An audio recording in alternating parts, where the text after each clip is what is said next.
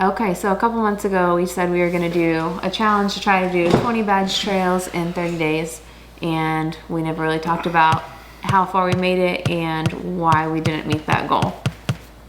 Why didn't we meet that goal?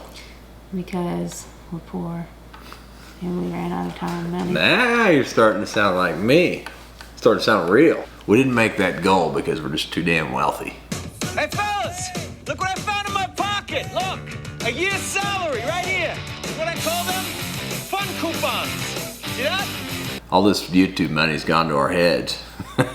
I've heard that a time or two also. All this YouTube money that we got went to our heads. All this YouTube money. All these thousands and thousands of dollars Pennies. that we have sunk in that we have sunk into YouTube has gone to our head. We're just too rich, really. And we decided, hell, why make any more videos when we're so damn rich? This YouTube money has made us so wealthy that we're sitting down here in the woods in a house that we built that we can't even put siding on because we don't have the money because we've spent it on YouTube, that we're too rich. Okay, so back to your bullet points.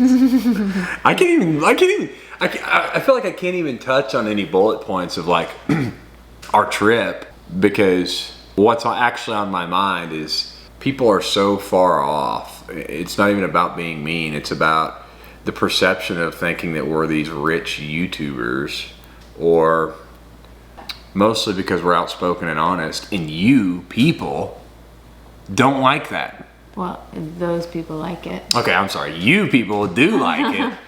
The ones who are running YouTube are the ones who don't like it. The ones who are running YouTube, the ones who are running the media stations, most humans are sheep.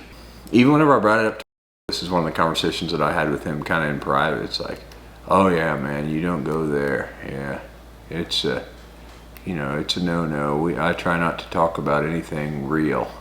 It's like, you guys love the fake shit. Like, oh, I'll throw out the rope, let's drag another guy out of the ditch, but let's never say anything that I actually believe in. Let's just keep it all fake and keep it right up here on the countertops. Yeah, and he's not the only one who's big in YouTube who's told us that. Like, that's pretty common practice for sure. Yeah. For people who want to make money. I can think of another one right off. Around the campfire, yeah. I can think of that one too easily. Yeah. I'm just not built for this stuff, guys. So that's one reason that we didn't make our goal, because money wasn't there. We also didn't really expect how long it would take for us to keep editing and putting out videos while we were on the road. Like, we really spend a lot of time on it. It's hard to ride all day, then edit video for hours that night. So we ended up having to take off days from riding to edit videos. That took a lot longer than we expected, I think. Which I would have been fine with if there was an income.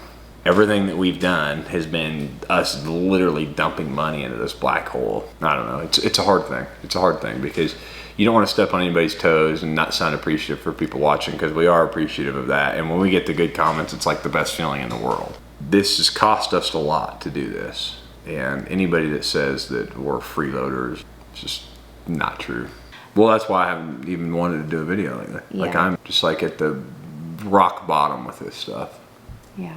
And I want to do it, but I'm like, why? So it's like an inner battle for me right now. I'm trying to figure out why in the hell am I doing this? And I really don't know anymore. So. Another thing that we really didn't expect. We went to like 4 badge trails in Arkansas in one day. And we did like all the ones in S'more in a day. So we really underestimated the trails out west. They're a lot more time consuming and a lot scarier. So when we were out there trying to ride them by ourselves, it was really just difficult to do that without any support of anybody else, not having anybody else to ride with, and then also just the time itself that it would take to do. I wouldn't say necessarily that we underestimated them. I underestimated them. I would say more, I knew they were going to be challenging.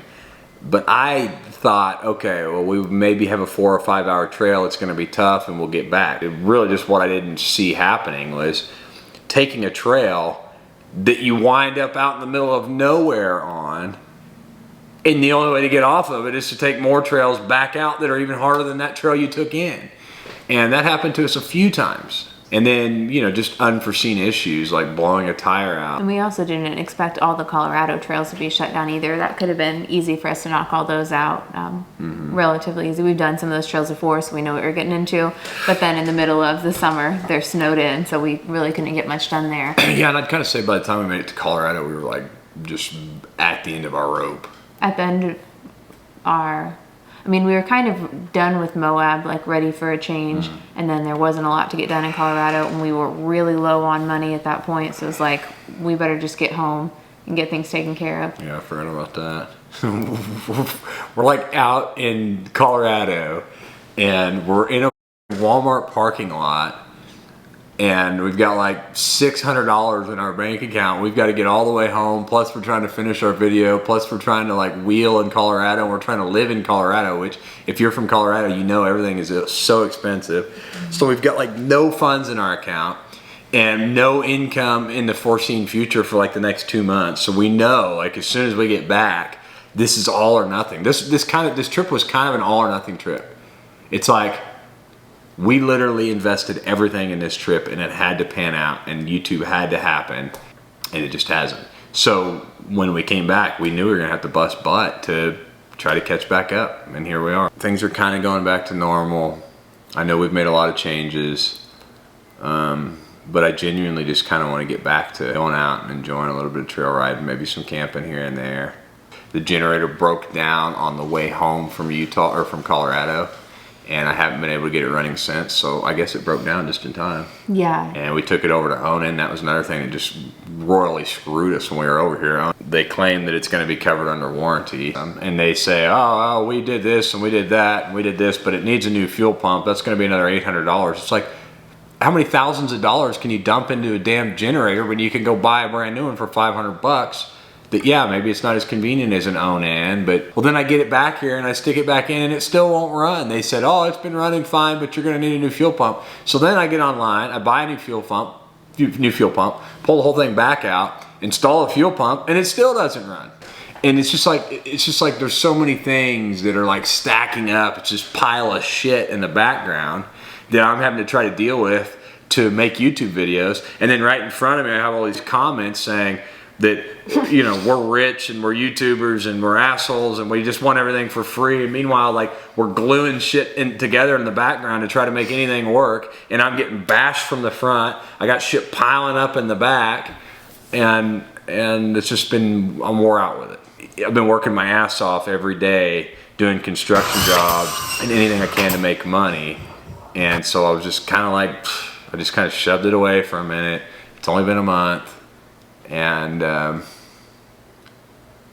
don't know. I think I'm ready to get down to business, but still financially it doesn't make sense to do a lot.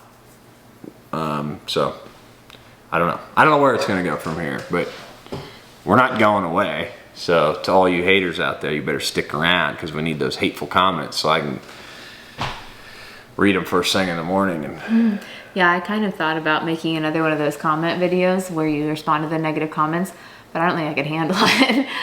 It doesn't bother. It really doesn't bother me. It bothers me a lot. Like, I can't hear it and not think about it all day. That's why I just try not to get involved in it.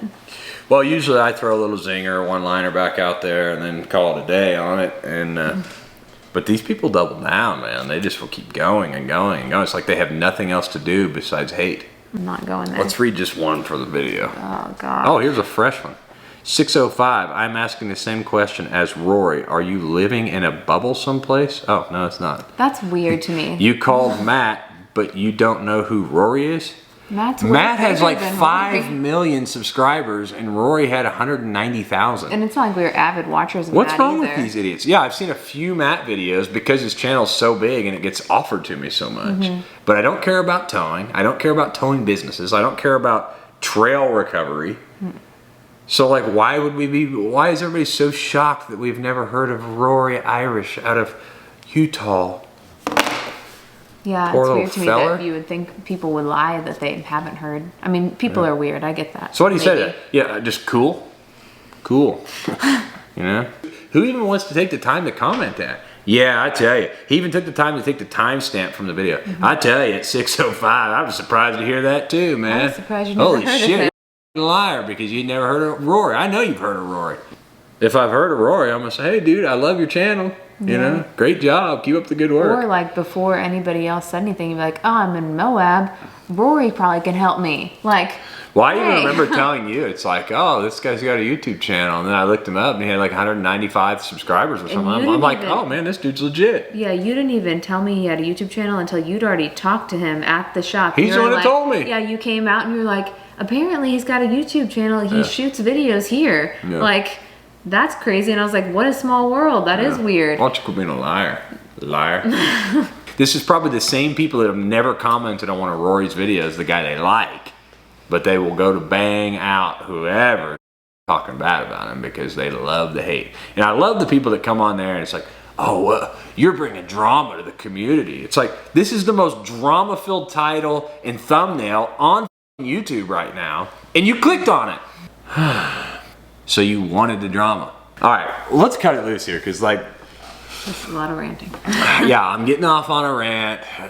Above all, guys, we thank you for the support.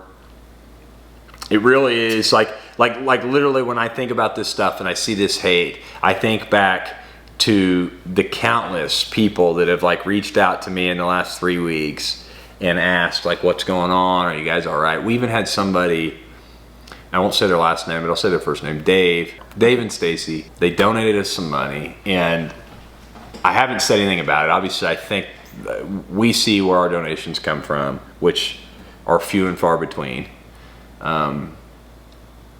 because we're rich and everybody knows that on YouTube. But it really, honestly, couldn't have come at a better time. And I don't know. I remember even just telling Brandon, like, "Oh my gosh, like I couldn't believe." And it's not like it was just ungodly amount. It's just like perfect timing. It's like. You literally at the bottom of the barrel financially, and we were on such a tough recovery from this trip that we took. Anyway, we're gonna lock this up because I keep just talking. I could talk and talk and talk for days. That's why I wanted to do my podcast, and I plan to do more of that. But time will have to tell, and finances will have to tell. And this is naturally what I like doing, talking.